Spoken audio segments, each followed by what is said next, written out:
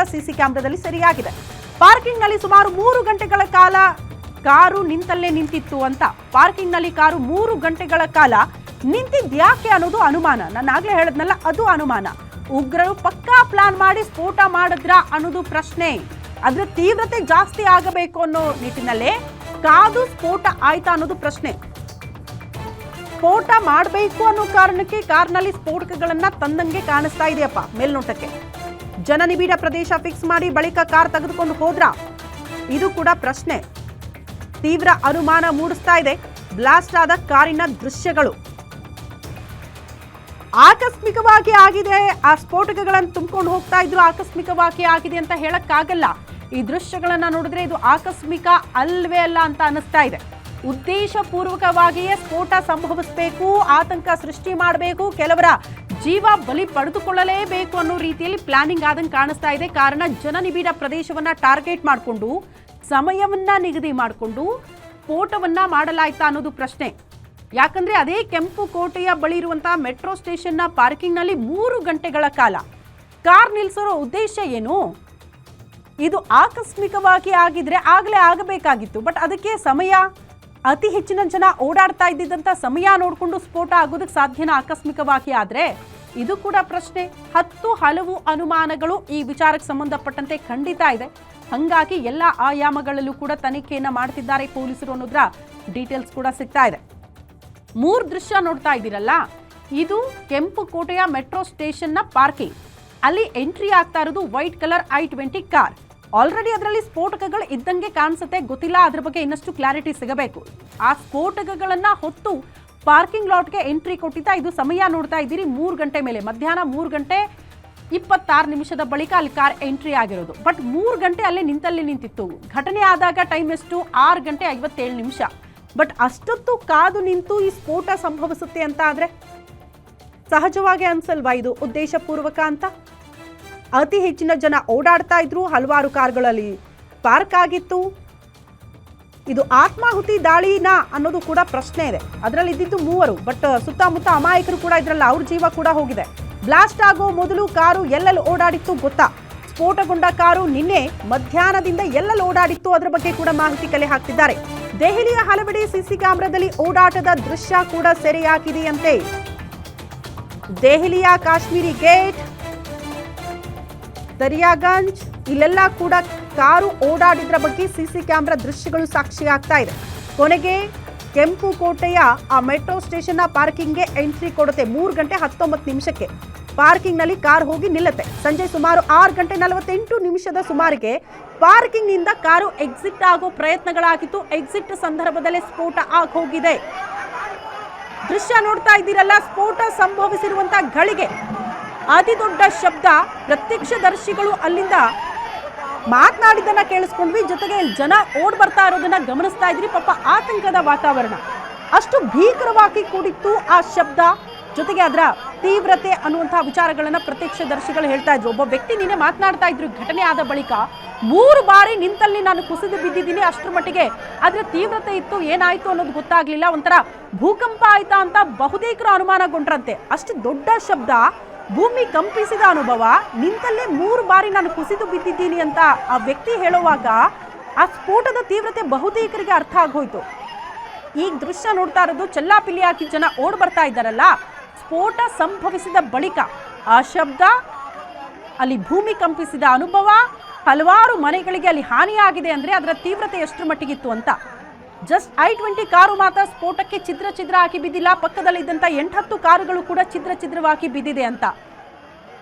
8-10 ಜನರ ದೇಹ ಕೂಡ ಗುರುತು ಸಿಗದೇ ಇರೋ ಮಟ್ಟಿಗೆ ಇದೆಲ್ಲವೂ ಕೂಡ ಪ್ರೀ ಪ್ಲಾನ್ ಅಂತ ಅನ್ಸುತ್ತೆ ಈ ದೃಶ್ಯಗಳನ್ನ ನೋಡ್ತಾ ಹೋದ್ರೆ. ಹಾಗಾಗಿ ಯಾರು ಮಾಡಿದ್ರು ಈ ಪ್ರೀ ಪ್ಲಾನ್ ಅನ್ನ, ಇದರ ಉದ್ದೇಶ ಏನು, ಯಾವ ಸಂಘಟನೆಯದ್ದು, ಉಗ್ರರ ಬಂಧನಕ್ಕೂ ಇಲಾಗಿರುವಂತಹ ಸ್ಫೋಟಕ್ಕೂ ಸಂಬಂಧ ಇರಬಹುದು ಅಂತ ಹೇಳಲಾಗ್ತಾ ಇದೆ. ಇದಕ್ಕೆಲ್ಲ ಉತ್ತರ ಸಿಗಬೇಕು ಅಂದ್ರೆ ಕಾರ್ನಲ್ಲಿ ಸಾಗಾಟ ಮಾಡಿರುವಂತಹ ಸ್ಫೋಟಕ್ಕೆ ಯಾವುದು ಅನ್ನೋದನ್ನ ಮೊದಲು ಪತ್ತೆ ಹಚ್ಚಬೇಕು. ಆ ಸ್ಫೋಟಕ್ಕೆ ಯಾವುದು ಅನ್ನೋದು ಗೊತ್ತಾಗ್ಬಿಟ್ರೆ ಅಲ್ಲಿ RDX ಅನ್ನ ವಶಕ್ಕೆ ಪಡೆದುಕೊಂಡಿದ್ದಾರಲ್ಲ ಭದ್ರತಾ ಪಡೆಯವರು, ಅದೇ ಮಾದರಿಯಲ್ಲಿ ಇಲ್ಲೂ ಕೂಡ ಇದ್ದಿದ್ರೆ ಅವ್ರದೇ ಕೈವಾಡ ಇದು ಅನ್ನೋದು ಬಹಳ ಖಚಿತವಾಗಿ ಹೋಗ್ಬಿಡುತ್ತೆ. ಹಂಗಾಗಿ ಆ ಸ್ಫೋಟಕ್ಕೆ ಯಾವುದಕ್ಕೆ ಬಳಕೆ ಮಾಡ್ಕೊಳ್ತಾರೆ, ಇದನ್ನ ಯಾಕೆ ಇಷ್ಟು KG ಗಟ್ಟಲೆ ಸಂಗ್ರಹ ಮಾಡಿ ಕಾರಲ್ಲಿ ತೆಗೆದುಕೊಂಡು ಹೋಗ್ತಾ ಇದ್ರು, ಇದೆಲ್ಲವನ್ನ ಕೂಡ ಮೊದಲ ಹಂತವಾಗಿ ಪೊಲೀಸರು ಪತ್ತೆ ಹಚ್ಚೋದಕ್ಕೆ ಮುಂದಾಗ್ತಿದ್ದಾರೆ ಅಂತ. ಬಟ್ ಅದಕ್ಕೂ ಮುನ್ನ ಕಾರ್ ಎಲ್ಲೆಲ್ಲಿ ಓಡಾಡಿತ್ತು, ಎಷ್ಟೊತ್ತಿಗೆ ಬಂತು, ಅದರಲ್ಲಿ ಸ್ಫೋಟಕ ಇತ್ತಾ, ಇದೆಲ್ಲ ಆಯಾಮಗಳಲ್ಲೂ ಪೊಲೀಸರ ತನಿಖೆ ಹೋಗ್ತಾ ಇದ್ದಂತೆ ಸಿಸಿ ಕ್ಯಾಮ್ರಾದಲ್ಲಿ ಸರಿಯಾಗಿರುವಂಥ ಒಂದಷ್ಟು ದೃಶ್ಯಗಳು ಲಭ್ಯ ಆಗ್ತಾ ಇದೆ. ಕಾರು ಓಡಾಟದ ದೃಶ್ಯಗಳಿದು.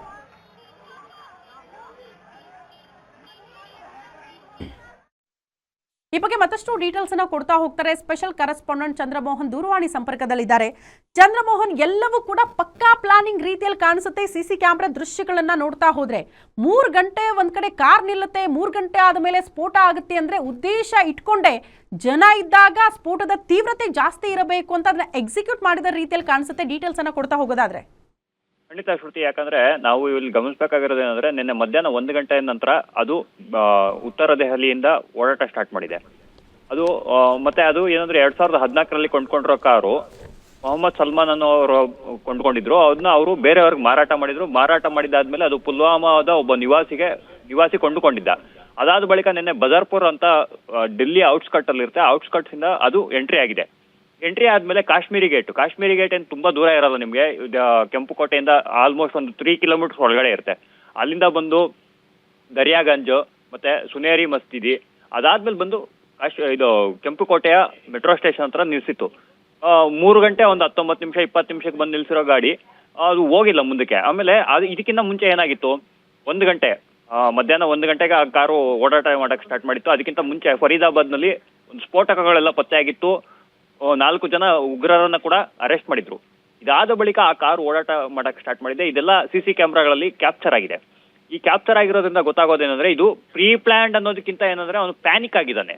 ಯಾರು ಈ ಡಾಕ್ಟರ್ ಉಮರ್ ಅಂತ ಏನಿದ್ದ, ಇವನು ಪ್ಯಾನಿಕ್ ಆಗ್ಬಿಟ್ಟು ಸಡನ್ ಆಗಿ ಎಲ್ಲ ನಮ್ಮ ಕಡೆಯವರೆಲ್ಲ ಸಿಗಾಕೊಳ್ತಾ ಇದಾರೆ, ಏನೋ ಒಂದು ಮಾಡ್ಬೇಕು, ಇಲ್ಲಾಂದ್ರೆ ನಾವು ಅನ್ಕೊಂಡಿರೋದು ಏನು ಆಗಲ್ವೇನೋ ಅನ್ನೋ ಒಂದು ಗಾಬರಿಗೆ ಬಿದ್ದು ಈ ರೀತಿಯಾದಂತ ಕೃತ್ಯ ಮಾಡಿರುವಂತ ಸಾಧ್ಯತೆ ಇದೆ. ಇಲ್ಲ ಅಂದಿದ್ರೆ ಈ ಇಂತಹ ಒಂದು ಅಲ್ಲಿ ಸದ್ಯಕ್ಕೆ ನಮ್ಗೆ ಸಿಗ್ತಿರೋ ಮಾಹಿತಿಯ ಪ್ರಕಾರ ಏನಂದ್ರೆ ಅಲ್ಲಿ RDX ಇತ್ತಾ ಅಥವಾ IED ಇತ್ತಾ ಇಲ್ಲ HED ಇತ್ತಾ ಇವು ಯಾರಿಗೂ ಗೊತ್ತಿಲ್ಲ. ಆದ್ರೆ ಆ ಇಂಟೆನ್ಸಿಟಿ ಇದೆಯಲ್ಲ, ಏನ್ ಎಕ್ಸ್ಪ್ಲೋಷನ್ ಆಗಿರೋ ಆ ಇಂಟೆನ್ಸಿಟಿ ಅದು ಯಾರು ಊಹೆ ಮಾಡಕ್ಕೆ ಸಾಧ್ಯವಿಲ್ಲದಂತೆ. ಯಾಕಂದ್ರೆ CNG ಸಿಲಿಂಡರ್ ಸ್ಫೋಟ ಆಗಿದ್ರೆ ಆ ರೀತಿಯಾದಂತ ಬೆಂಕಿ ಹೊತ್ತುಕೊಳ್ಳುವಂತ ಸಾಧ್ಯತೆಗಳು ಇರ್ತಾ ಇರಲಿಲ್ಲ. ಮತ್ತೆ ಇಷ್ಟು ತೀವ್ರತೆ ಇರ್ತಾ ಇರ್ಲಿಲ್ಲ ಅಂತ. CNG ಸಪೋಸ್ ಆ ರೀತಿ ಸ್ಫೋಟ ಆಗಿದ್ರೆ ಇಷ್ಟರ ಮಟ್ಟಿಗೆ ತೀವ್ರತೆ ಇರ್ತಿರ್ಲಿಲ್ಲ ಅಂತ. ಚಂದ್ರಮೋಹನ್, ಈ ಹಿಂದೆ ಅನೇಕ ದಾಳಿಗಳು ದೇಶದಾದ್ಯಂತ ಉಗ್ರರಿಂದ ಆದಾಗ ಈ ರೀತಿ ಕಾರುಗಳನ್ನ ಅತಿ ಹೆಚ್ಚಾಗಿ ಬಳಕೆ ಮಾಡಿದ್ರು ಅಂತ ಇತಿಹಾಸವನ್ನ ನೋಡಿದಾಗ, ಹಿಸ್ಟ್ರಿಯನ್ನ ಕೆದಕಿ ನೋಡಿದಾಗ ಕಾರುಗಳು, ಬ್ಯಾಗ್ ಅಲ್ಲಿ ಸ್ಫೋಟಕಗಳನ್ನು ತೆಗೆದುಕೊಂಡು ಹೋಗುದು, ಜನನಿಬಿಡ ಪ್ರದೇಶದಲ್ಲಿ ಅದನ್ನ ಸ್ಫೋಟ ಮಾಡುದು, ಇಂಥ ಘಟನೆಗಳು ಮೇಲಿಂದ ಮೇಲೆ ನಡೀತಾ ಇತ್ತು ಅಂತ. ಅದೇ ಮಾದರಿಯಲ್ಲಿ ಆಗಿರೋದ್ರಿಂದ ಏನೋ ಇದು ಉಗ್ರರ ಕೈವಾಡ ಇರಬಹುದು ಅಂತ ಮೇಲ್ನೋಟಕ್ಕೆ ಸಾಬೀತಂತ ಅನ್ಸಲ್ವಾ? ಖಂಡಿತ ಶ್ರುತಿ, ಯಾಕಂದ್ರೆ 1993ರಲ್ಲಿ ಮೊದಲನೇ ಬಾರಿಗೆ ಭಾರತದಲ್ಲಿ ಕಾರು ಬಾಂಬ್ ಬ್ಲಾಸ್ಟ್ ಆಗಿತ್ತು. ಅದನ್ನ ಮಾಡಿದ್ದು ಯಾರು ಅಂದ್ರೆ ದಾವೂದ್ ಇಬ್ರಾಹಿಂ. ಏನಕ್ಕೆ ಅಂದ್ರೆ ಅದು ರಿಟಾಲಿಯೇಷನ್, ಬಾಬ್ರಿ ಮಸೀದಿಯ ಒಂದು ಏನು ಧ್ವಂಸ ಮಾಡಿದ್ರು ಈ ಕಾರಣಕ್ಕಾಗಿ ನಡೆದಿದ್ದಂತ ಮುಂಬೈ ಬಾಂಬ್ ಸ್ಫೋಟದಲ್ಲಿ ಮೊದಲ ಬಾರಿಗೆ ಕಾರ್ ಬಾಂಬ್ ಬ್ಲಾಸ್ಟ್ ಆಗಿತ್ತು. ಇದಾದ ಬಳಿಕ ಹಲವಾರು ಬಾರಿ ಕಾರ್ ಬಾಂಬ್ ಬ್ಲಾಸ್ಟ್ ಮಾಡಿದ್ರು. ಆದ್ರೆ ಎಲ್ಲ ಒಂದು 2008 2011ರ ನಂತರ ಕಾರ್ ಬಾಂಬ್ ಬ್ಲಾಸ್ಟ್ಗಳನ್ನ ಕಡಿಮೆ ಮಾಡಿದ್ರು. ಯಾಕಂದ್ರೆ ಕಾರ್ ಬಾಂಬ್ ಬ್ಲಾಸ್ಟ್ ಮಾಡೋದು ಅಷ್ಟೊಂದು ಸುಲಭ ಅಲ್ಲ. ಯಾಕಂದ್ರೆ ಕಾರ್ಗಳನ್ನ ಚೆಕ್ ಮಾಡೋದು, ಬೇರೆ ಬೇರೆ ರೀತಿಯಾದಂತಹ ಸರ್ವಿಲೆನ್ಸ್ ಟೆಕ್ನಾಲಜಿ ಎಲ್ಲ ಬಂದ್ಮೇಲೆ ಕಾರಲ್ಲಿ ಬಾಂಬ್ ಬ್ಲಾಸ್ಟ್ ಮಾಡೋದು ತುಂಬಾ ರೇರ್ ಆಗಿತ್ತು. ಅಂದ್ರೆ ಅನ್ಕೊಳ್ತಾ ಇರಲಿಲ್ಲ ಕಾರಲ್ಲಿ ಬಾಂಬ್ ಬ್ಲಾಸ್ಟ್ ಮಾಡ್ತಾರೆ. ಇದೊಂದು ಲೂಪ್ ಹೋಲ್ ಅಂತ ಏನಿರುತ್ತೆ, ಅಂದ್ರೆ ಎಲ್ಲೋ ಒಂದು ಕಡೆ ಭದ್ರತೆಯಲ್ಲಿ ಇರುವಂತಹ ಒಂದು ಲೂಪ್ ಹೋಲ್ ನ ಬಳಸ್ಕೊಂಡು ಬಹುಶಃ ಅವರು ಅಂದ್ರೆ ಅವನಿಗೆ ನಿನ್ನೆ ನಿರ್ದಿಷ್ಟವಾಗಿ ಬ್ಲಾಸ್ಟ್ ಮಾಡ್ಬೇಕು ಅನ್ನೋ ಒಂದು ಉದ್ದೇಶ ಇರಲಿಲ್ಲ ಅಂತ ಕಾಣಿಸುತ್ತೆ. ಯಾಕಂದ್ರೆ ಅದೇ ರೀತಿಯಾದಂತ ಉದ್ದೇಶ ಇದ್ದಿದ್ರೆ ಅವನು ಬಹುಶಃ ಪಾರ್ಕಿಂಗ್ ನಲ್ಲೇ ನಿಲ್ಸ್ಬಿಟ್ಟು ಅದನ್ನ ಬೇರೆ ತರ ಮಾಡ್ಬೋದಾಗಿತ್ತು. ಆದ್ರೆ ಅವನು ಕಾರನ್ನ ತೆಗೆದುಕೊಂಡು ಬಂದಿದ್ದಾನೆ. ಕಾರ್ ತೆಗೆದುಕೊಂಡ್ಬಂದು ಸುಮಾರು 5 ರಿಂದ 6 ನಿಮಿಷದೊಳಗಡೆ ಬ್ಲಾಸ್ಟ್ ಆಗಿರೋದು. ಏನು ಕೆಂಪುಕೋಟೆ ಮೆಟ್ರೋ ಸ್ಟೇಷನ್ ಇತ್ತು, ಅಲ್ಲಿಂದ ಮುಂದಕ್ಕೆ ಬಂದ್ರೆ ನೇತಾಜಿ ಸುಭಾಷ್ ಚಂದ್ರ ಬೋಸ್ ಸಿಗ್ನಲ್ ಏನಿದೆ ಆ ಸಿಗ್ನಲ್ ಅಲ್ಲಿ ಬ್ಲಾಸ್ಟ್ ಆಗಿದೆ. ಅದು ರೆಡ್ ಲೈಟ್ ಬಂದಾಗ ಬ್ಲಾಸ್ಟ್ ಆಗಿ ಅದಾಗಿದ ತಕ್ಷಣ ಒಂದು 3-4 ಕಾರುಗಳು ಬ್ಲಾಸ್ಟ್ ಆಗಿದಾವೆ. ಅಂದ್ರೆ ಬಹುಶಃ ಅಲ್ಲಿ RDX ಇತ್ತಾ ಅಥವಾ IED ಇತ್ತಾ HED ಇತ್ತಾ ಗೊತ್ತಿಲ್ಲ, ಬಟ್ ಬ್ಲಾಸ್ಟ್ ಆಗಿರೋದಂತೂ ನಿಜ. ಆದ್ರೆ ಅವನು ಎಲ್ಲೋ ಒಂದು ಕಡೆ ಗಾಬರಿಯಲ್ಲಿ ಈ ರೀತಿಯಾದಂತಹ ಒಂದು ಕೃತ್ಯವನ್ನು ಮಾಡಿ, ಆಮೇಲೆ ಇನ್ನೊಂದು ಈಗ ಈ ಸದ್ಯಕ್ಕೆ ಬರ್ತಾ ಇರುವಂತ ಒಂದು ಮಾಹಿತಿ ಏನಂದ್ರೆ ಆ ಕಾರಿನಲ್ಲಿ 3 ಜನ ಇದ್ರು ಅಂತ ಇದುವರೆಗೂ ತಿಳ್ಕೊಂಡಿದ್ರು. ಆದ್ರೆ ಆ ಕಾರಿನಲ್ಲಿ ಡಾಕ್ಟರ್ ಉಮರ್ ಅನ್ನೋ ಮಾತ್ರ ಇದ್ದ. ಈ ಉಮರ್ ಯಾರು ಅಂದ್ರೆ ಈ ಹಿಂದೆ ನಿನ್ನೆ ಬೆಳಗ್ಗೆ ಯಾರು 4 ಜನ ಒಂದು ಉಗ್ರರನ್ನ ಅರೆಸ್ಟ್ ಮಾಡಿದ್ರು ಇವ್ರಿಗೆ ಲಿಂಕ್ ಇತ್ತು. ಆ ಉಮರ್ ಅನ್ನೋನು ಮುಂದೆ ಏನ್ ಮಾಡ್ಬೇಕು ಅನ್ನೋದು ಗೊತ್ತಾಗ್ದಿರ ಅಂತ ಗಾಬರಿಯಾಗಿ ಮಾಡಿರುವಂತ ಕೃತ್ಯ ಇದು ಅಂತ ಬಹುಶಃ ಅಂದ್ರೆ ಒಂದು ಮಾಹಿತಿ ಸಿಗ್ತಾ ಇದೆ. ಯಾಕಂದ್ರೆ I-20 ಕಾರಲ್ಲಿ 3 ಜನ ಇದ್ದಾರೆ ಅಂತ ಅನ್ಕೊಂಡಿದ್ರು ಇವಾಗವರೆಗೂ. ಆದ್ರೆ ಈಗ ಸಿಗ್ತಿರೋ ಮಾಹಿತಿ ಪ್ರಕಾರ ಆ ಕಾರಿನಲ್ಲಿ ಅವನೊಬ್ಬ ಇದ್ದ. ಅವನೊಬ್ಬನ ಮಾತ್ರ ಚಹರೆ ಮಾತ್ರನು CCTV ಕ್ಯಾಮ್ರಲ್ಲಾಗಿರ್ಬೋದು, ಬೇರೆ ಕಡೆ ಆಗಿರ್ಬೋದು, ಬೇರೆ ಇದರಲ್ಲೆಲ್ಲ ರೆಕಾರ್ಡ್ ಆಗಿರೋ ಪ್ರಕಾರ ಅವನೊಬ್ಬ ಮಾತ್ರ ಇದ್ದ ಅನ್ನೋದು ಒಂದು ಮಾಹಿತಿ ಸಿಗ್ತಾ ಇದೆ. ಬಹುಶಃ ಇದು ಅಂದ್ರೆ ಸಡನ್ ಆಗಿ ಮಾಡಿರೋದ್ರಿಂದ ಈ ರೀತಿಯಾಗಿ ಆಗಿರಬಹುದು. ಅವ್ರು ಅನ್ಕೊಂಡ ರೀತಿಯಲ್ಲಿ ಮಾಡಿದಿದ್ರೆ ಬೇರೆ ರೀತಿಯಾದಂತಹ ಸ್ಫೋಟ ಸಂಭವಿಸಬಹುದಾಗಿತ್ತು ಶ್ರುತಿ. ಓಕೆ ಚಂದ್ರಮೋಹನ್, ಧನ್ಯವಾದಗಳು ತಮ್ಮೆಲ್ಲ ಮಾಹಿತಿಗೆ.